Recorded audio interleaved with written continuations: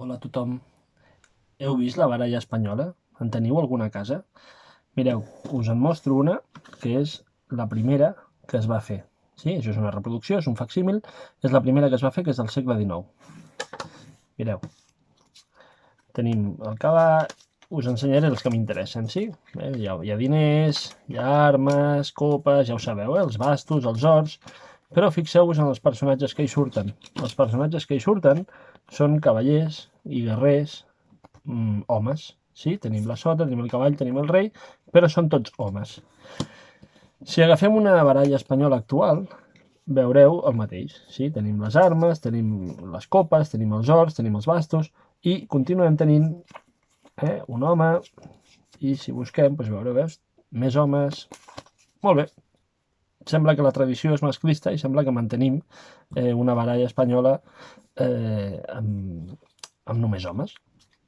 Us proposo una feina, us proposo una activitat, a veure si us agrada.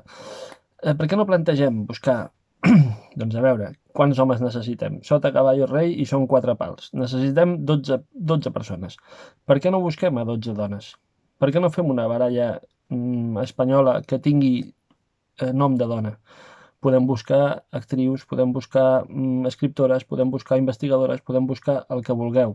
I aleshores jo us proposo que feu una petita feina d'investigació a través d'internet i seleccioneu 12 dones i aquí, en comptes de posar 6 espases i després posar 8 copes i després posar una copa més i després posar 4 bastes, doncs podríem dir, mireu, a l'1 posem una petita biografia.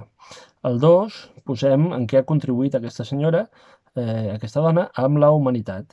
Al 3 podríem triar, no sé, aspectes de la seva vida que us han interessat. Al 4, i així, aneu generant una baralla espanyola que, a banda de permetre-us jugar exactament igual que la que tenim a casa, us permetrà també conèixer una realitat paral·lela, que és la realitat de la dona, que, per desgràcia, avui dia encara s'amaga una mica.